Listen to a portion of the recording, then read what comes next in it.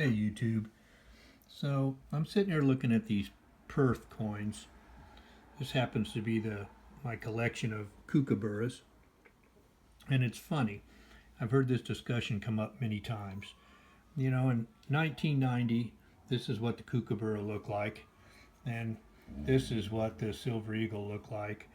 And in '92, the kookaburra looked like this, and the eagle looked like this, and on and on and on and on it goes. All these cool, beautiful designs, year after year after year. Meanwhile, the U.S. Mint keeps making the American Silver Eagle. So why is it that the Perth Mint can come out with all these different designs year after year, month after month, and the U.S. Mint, it's so similar and consistent? Well, a couple reasons actually. The Perth Mint had a Currency Act in 1965, and it gave the Minister for Small Business the authority to design coins. And that person can change the design of the coins as they see fit. It's a pretty simple process. Well, in the U.S., very different.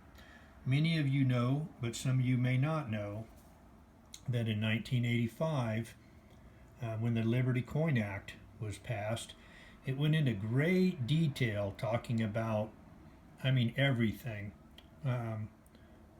What wording had to be on the coin, the design of the coin, the size of the coin, the weight of the coin.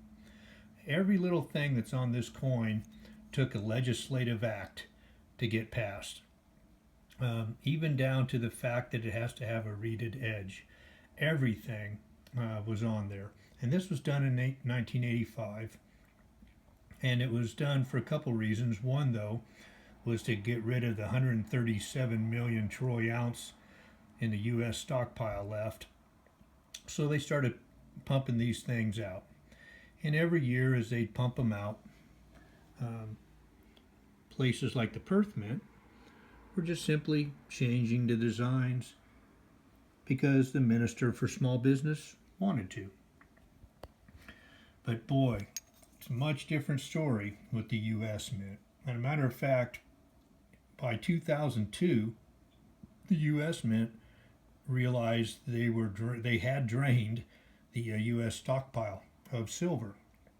So, and since in the legislation it said that they must use silver from the U.S. stockpile, so they had to pass whole new legislation in 2002 called the Support of the American Eagle Silver Bullion Program Act of 2002.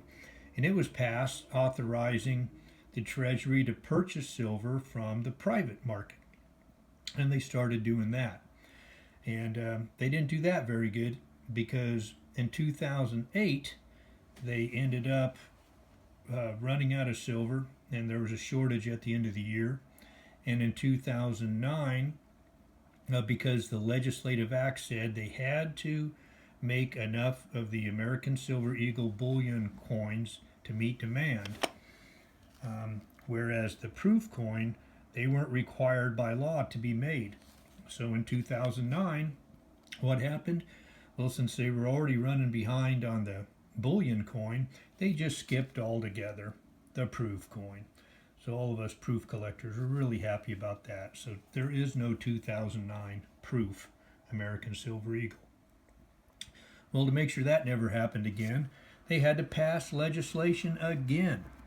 And a law was passed the next year called the Public Law 111-302. And it said that the Treasury would produce both the bullion and the proof coins in sufficient quantity to meet demand. So in the U.S., in this litigious society that we live in, everything is difficult. Everything has legislation involved. Thus, one of the reasons why we get the same coinage over and over again.